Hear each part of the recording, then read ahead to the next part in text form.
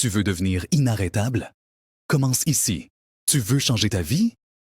Laisse-moi te dire quelque chose qui va t'aider. Commence par changer ce que tu fais chaque jour. On ne devient pas inarrêtable par accident. Jamais. On le devient par intention. Et cette intention se construit par nos habitudes. Pas dans les grands discours, pas dans les grands moments, mais dans les petits gestes. Répétés chaque jour. Sans relâche. Le problème, c'est que la majorité des gens vivent en mode « on réaction ». Le réveil sonne, ils sautent du lit. Le téléphone vibre, ils scrollent. Et toute la journée s'enchaîne. Automatiquement. Ils ne construisent rien. Ils exécutent un programme qu'ils n'ont même pas choisi. Et à la fin, ils se demandent pourquoi leur vie ne bouge pas.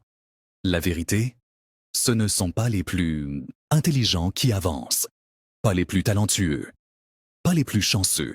Ce sont ceux qui ont compris le pouvoir de leurs habitudes. James Clear, dans son livre Atomic Habits, dit une chose puissante. On ne s'élève pas au niveau de ses objectifs.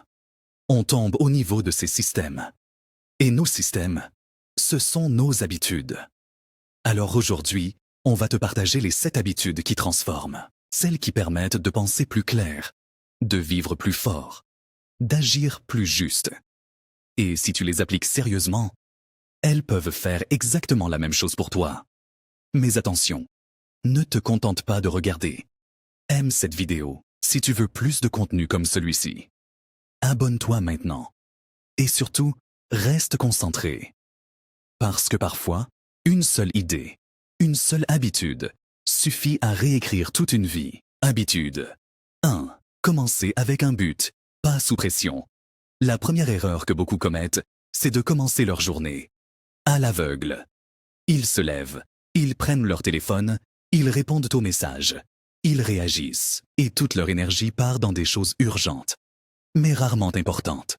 Nous, on ne veut pas ça. On ne veut plus subir. On veut diriger.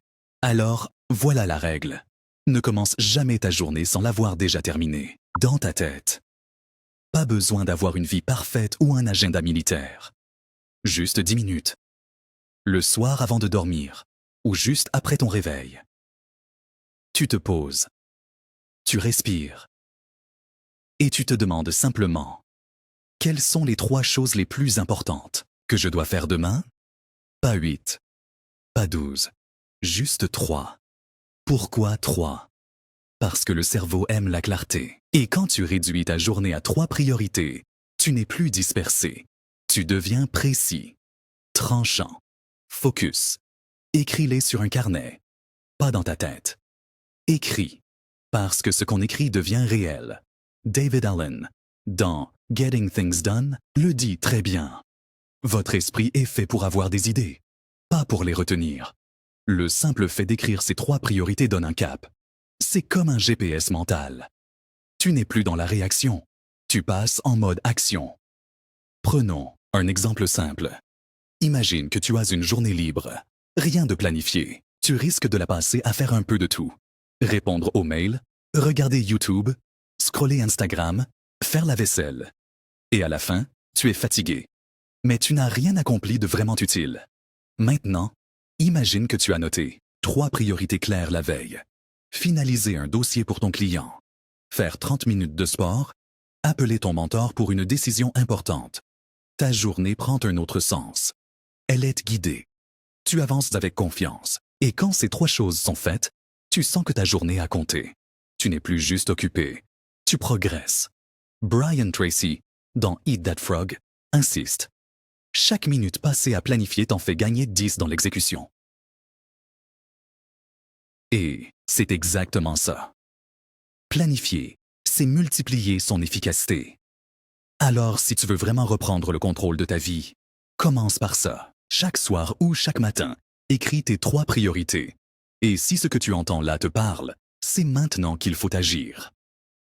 Like la vidéo. Abonne-toi si ce n'est pas encore fait. Et surtout, dis-nous en commentaire, quelle est ta priorité? Numéro 1. Demain, on est là pour avancer ensemble. Et on passe maintenant à l'habitude suivante, celle qui nourrit ta puissance mentale. Habitude 2. Nourrir son esprit avec de la sagesse. Ton esprit est un jardin. Ce que tu y plantes en pousse. Des fleurs. Ou des mauvaises herbes. Mais quelque chose finira toujours par pousser. Et la vérité, c'est que trop de gens laissent n'importe quoi pousser dans leur tête. Ils s'étonnent d'être stressés, fatigués, démotivés, alors qu'ils nourrissent leur esprit avec du bruit, du vide, des bêtises. Décide de faire le tri. Parce que ce qu'on laisse entrer dans notre tête détermine ce qu'on croit. Et ce qu'on croit finit toujours par se manifester dans notre réalité. Tu veux évoluer? Commence par surveiller ce que tu consommes chaque jour.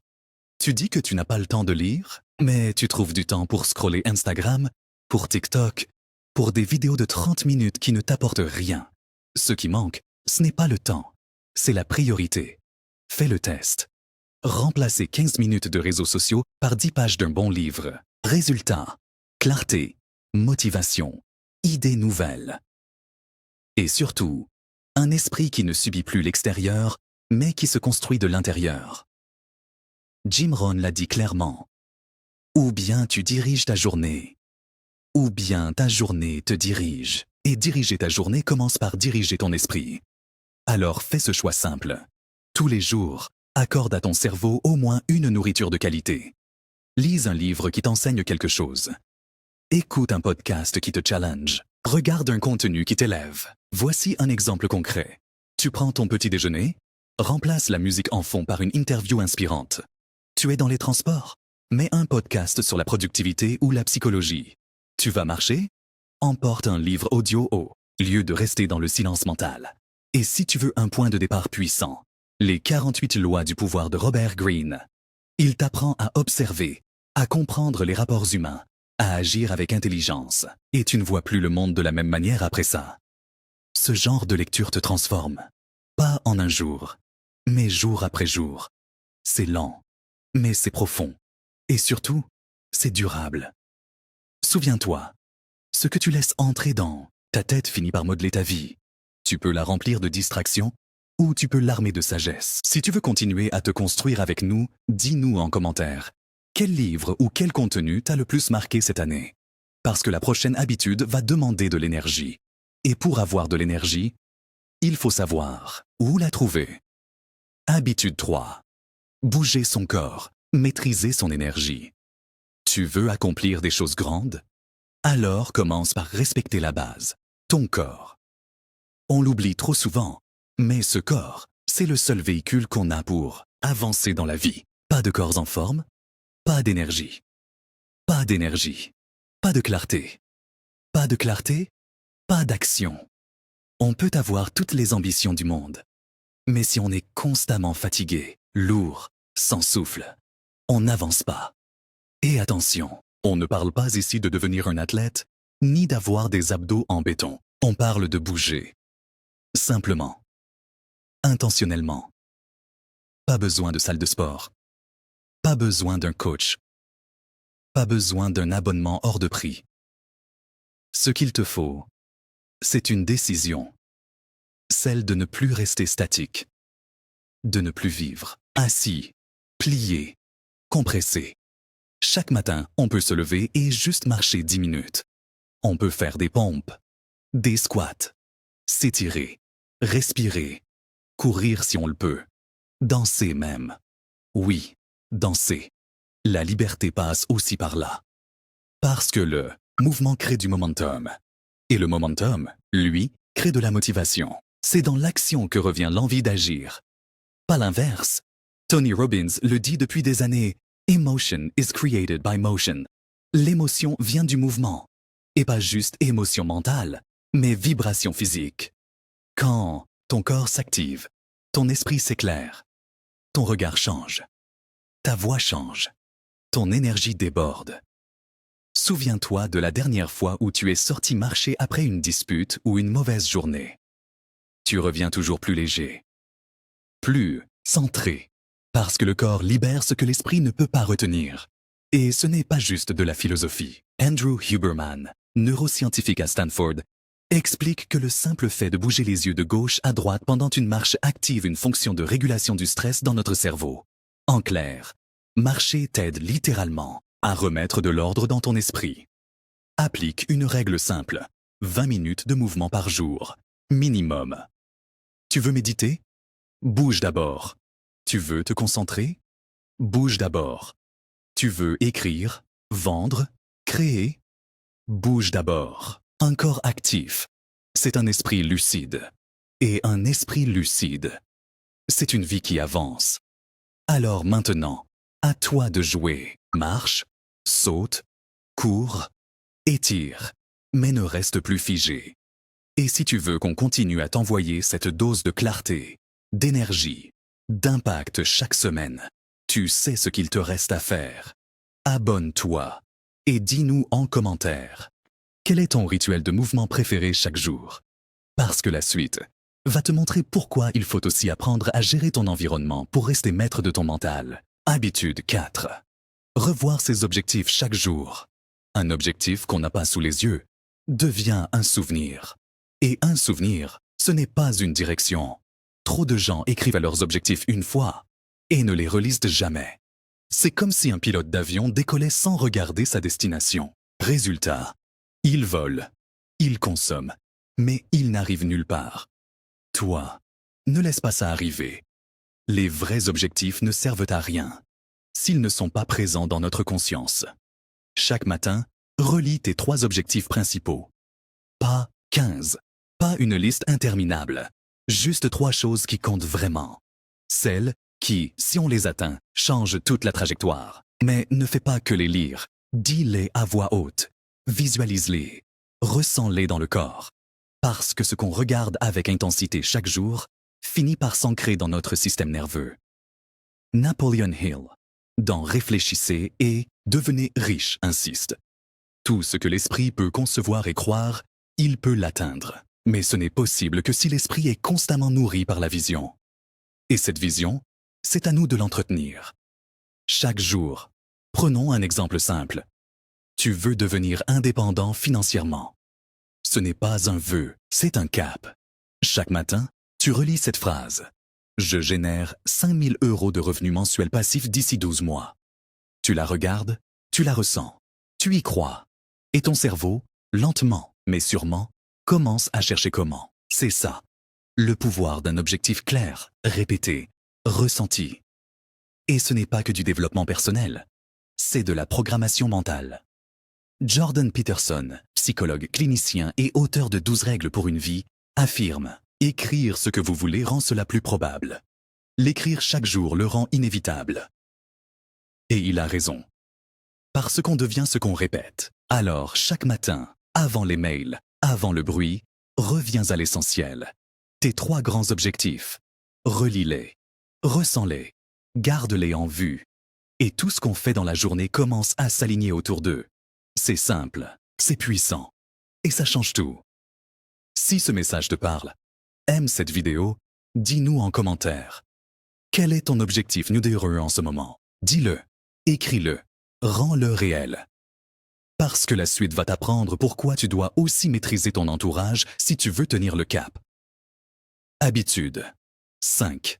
Pratiquer la gratitude avec intention. Trop de gens attendent d'avoir plus pour dire merci. Mais nous, on a compris une chose. Ce n'est pas ce qu'on a qui détermine notre paix intérieure. C'est ce qu'on reconnaît. La gratitude, ce n'est pas une formule magique. C'est une discipline mentale. C'est un entraînement, un angle de vue qu'on choisit chaque jour. Tous les matins, avant de courir, avant d'ouvrir les mails, on prend 2 minutes pour noter 3 choses simples pour lesquelles on est reconnaissant. Pas besoin que ce soit spectaculaire. Ça peut être avoir dormi sous un toit, avoir bu de l'eau fraîche, être encore en vie, avec une nouvelle chance de progresser. C'est ça, la base. Parce que ce qu'on regarde grandit. Et si on ne regarde que ce qui manque, ce qu'on redoute ou ce qui bloque, alors notre énergie va dans ce sens. Elle s'épuise. Mais si, chaque matin, on s'ancre dans ce qui va bien, alors on commence la journée avec une force silencieuse que rien ne peut voler. C'est ça la gratitude. Une posture mentale qui t'arme intérieurement. Dans son livre Le pouvoir du moment présent, Eckhart Tolle écrit La gratitude pour le moment présent et la plénitude de la vie maintenant, c'est la vraie prospérité. Et il a raison. Parce que voir ce qu'on a déjà nous libère de la peur, de la comparaison, de la pression extérieure. Ce n'est pas un hasard si les plus grands sportifs, leaders ou créateurs pratiquent de la gratitude. Ce n'est pas de la naïveté. C'est une technologie intérieure, un levier de stabilité mentale. Oprah Winfrey le dit clairement. Si vous regardez ce que vous avez dans la vie, vous en aurez toujours plus. Si vous regardez ce que vous n'avez pas, vous n'en aurez jamais assez. Et on l'a vérifié. Parce qu'on a tous connu des périodes vides, mais c'est en regardant ce qui restait qu'on a trouvé la force de continuer. Alors oui, ça peut paraître banal d'écrire 3 choses chaque matin. Mais ce geste simple change le filtre avec lequel on regarde notre journée. Et ce filtre change notre état d'esprit. Et notre état d'esprit change nos actions. Le monde extérieur ne ralentira pas. Les obstacles seront toujours là. Mais si notre paix intérieure est solide, alors rien ne peut nous déraciner. Pratique la gratitude, intentionnellement, quotidiennement, pas quand tout va bien, surtout quand tout va mal. Et si ce message te parle, si tu veux qu'on t'aide à cultiver cette force mentale chaque semaine, partage en commentaire une chose pour laquelle tu es reconnaissant aujourd'hui. Parce que dans la suite, on va parler d'un autre facteur, clé, la discipline face aux distractions. Et tu vas voir que ce n'est pas une question de volonté, mais de stratégie. Habitude 6. Parler avec vision et puissance. Nos mots ne sont pas neutres. Chaque phrase qu'on prononce est une graine. Et chaque graine pousse, qu'on le veuille ou non. Quand on dit « je suis fatigué »,« je suis nul »,« je n'y arrive jamais », on ne fait pas que décrire un état. On l'ancre. On le renforce. Et pire encore, on le programme dans notre système nerveux. On ne peut pas parler d'échec et s'attendre à réussir. On ne peut pas s'appeler faible et espérer devenir fort. C'est incompatible. Décide de reprendre le contrôle, de parler avec vision, avec puissance, avec intention. Au lieu de dire « je n'y arrive pas », dis « je suis en train d'apprendre ». Au lieu de dire « je suis trop en retard », dis « je me remets sur les rails ». Parce que chaque mot est une direction. Et notre cerveau suit les directions qu'on lui donne. C'est pas de la magie, c'est de la neuroplasticité. Dr. Joe Dispenza, dans son livre Devenir super conscient, explique que chaque fois que vous répétez une phrase, vous renforcez une connexion neuronale. En d'autres termes, nos mots deviennent nos habitudes mentales. Et nos habitudes mentales, elles, façonnent notre destin. Prenons un exemple concret. Un entrepreneur qui débute. Il a peu de clients, peu de résultats. Il peut dire « le marché est bouché. Personne ne me voit ». Ou bien, il peut dire « chaque jour, je gagne en visibilité. Chaque action me rapproche de mes résultats ». C'est la même réalité, mais pas le même futur. Parce que pas le même discours. Muhammad Ali le disait clairement. C'est moi qui me disais que j'étais le meilleur, avant même de l'être. Et à force de se le dire, il l'est devenu. Il a compris que le langage précède la réalité. Et c'est valable pour chacun d'entre nous. À la maison, au travail, dans nos projets. Si on veut changer notre vie, il faut commencer par changer notre vocabulaire. Donc maintenant, on fait attention. On parle à haute voix comme si on écrivait notre futur. On choisit nos mots comme on choisirait les briques pour construire notre maison. Parce que nos phrases ne disparaissent pas. Elles s'impriment dans notre esprit, dans notre corps, dans notre comportement. Alors oui, au début, ça demande de la vigilance. Mais rapidement, ça devient naturel. Et ce qu'on pensait être de la positive attitude devient une réalité palpable. Si tu veux progresser avec nous dans cette direction, partage en commentaire une phrase que tu veux bannir de ton langage et une autre que tu veux adopter dès aujourd'hui. Parce qu'en parlant avec vision, tu prépares le terrain pour la dernière habitude, celle qui te rend inarrêtable dans la durée. Habitude 7. Réfléchir, ajuster et préparer le lendemain. La plupart des gens terminent leur journée en mode automatique. Téléphone, télé, fatigue, lit. Mais nous, on a compris un truc. La fin d'une journée ne sert pas à s'écrouler, elle sert à s'élever. On ne parle pas ici de routines compliquées ou de 30 étapes à suivre. Juste 10 minutes, Chaque soir. 10 minutes pour reprendre le volant avant que la journée ne se termine sans nous. 3 questions simples, mais puissantes. 1. Qu'est-ce que j'ai bien fait aujourd'hui? Ça peut être avoir tenu sa parole, avoir évité une distraction, avoir fait un pas dans la bonne direction, même petit. Ce qu'on célèbre, on le renforce. Et ce qu'on renforce, on le répète. 2. Qu'est-ce que j'aurais pu faire mieux? Sans jugement. Juste avec honnêteté. Peut-être qu'on a procrastiné. Peut-être qu'on a réagi au lieu de réfléchir. Ce n'est pas une faute. C'est une donnée. Et toute donnée, ça se travaille. 3. Que vais-je améliorer demain? Pas un roman. Juste un point. Clair. Précis. Actionnable. Et ce cycle, ce mini débrief quotidien, ça change tout. Parce qu'on passe de la répétition inconsciente à la progression intentionnelle. James Clear, auteur de Atomic Habits, le dit très clairement. Chaque action que tu répètes est un vote pour la personne que tu veux devenir. Et ce petit rituel du soir, c'est exactement ça. C'est un vote. Pour la version de nous-mêmes, qui veut grandir, s'affiner, s'améliorer. Prenons un exemple. Imagine une personne qui bosse sur un projet depuis des mois. Elle avance, mais parfois elle doute. Elle perd le fil. Chaque soir, si elle se demandait « Qu'est-ce que j'ai appris aujourd'hui? Où j'ai déraillé? Comment je peux mieux faire demain ?» Alors elle ne tournerait plus en rond. Elle avancerait avec lucidité. Et c'est là que Cal Newport, dans Deep Work, apporte une clarté essentielle. La capacité à se concentrer sur un objectif de manière profonde est un avantage compétitif. Mais cette concentration, ça se prépare. Et le meilleur moment pour la préparer, c'est la veille. Nous, on ne veut plus commencer nos journées en panique. On veut les commencer avec intention. Et pour ça, on termine la veille avec clarté. 10 minutes. 3 questions. C'est pas grand-chose. Mais sur 1 mois, 3 mois, 1 an, ça fait de nous des machines d'adaptation. Des gens qui ne répètent plus les mêmes erreurs. Des gens qui avancent, qui s'aiguisent, qui deviennent meilleurs, un soir après l'autre. Alors si toi aussi tu veux grandir avec nous, partage en commentaire la leçon la plus importante que tu as apprise aujourd'hui. Même une seule. Parce que c'est dans ces réflexions simples que naissent les vraies transformations. Et maintenant qu'on a ces 7 habitudes, il ne reste plus qu'à les ancrer pour devenir vraiment inarrêtables. Deviens inarrêtable dès aujourd'hui. Voilà, 7 habitudes. Simples, concrètes, quotidiennes. Mais si on les applique sérieusement, elles changent la donne. Ce n'est pas une grande décision qui transforme une vie. C'est ce qu'on répète chaque jour, sans exception. Nos petits gestes, nos choix minuscules, nos pensées récurrentes. James Clear, l'auteur d'Atomic Habits, le dit sans détour.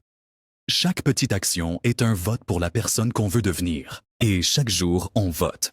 Pour la discipline, ou pour la distraction, pour la clarté, ou pour le chaos. On n'a pas besoin d'un plan parfait, juste d'un engagement réel. Commencez par une seule habitude. Et la répéter. Encore. Jusqu'à ce qu'elle devienne un réflexe. Pas besoin d'attendre lundi. Ni la nouvelle année. On commence aujourd'hui. Parce que chaque jour perdu, c'est une occasion de plus d'être en décalage avec ce qu'on veut vraiment. Napoleon Hill, dans Réfléchissez et devenez riche, l'avait compris. L'action est la vraie mesure de l'intelligence. Alors on ne réfléchit pas trop longtemps. On agit. Même un petit pas. Mais un pas vers. Pas à côté. Et si ce message te parle, n'oublie pas de liker cette vidéo, de t'abonner à la chaîne et de la partager avec quelqu'un qui mérite de devenir inarrêtable lui aussi. Ici, sur Sens Motivation, on construit une mentalité qui ne s'excuse pas, qui avance, qui s'élève, tous les jours. Et maintenant que tu sais quoi faire, la seule vraie question c'est, vas-tu le faire ?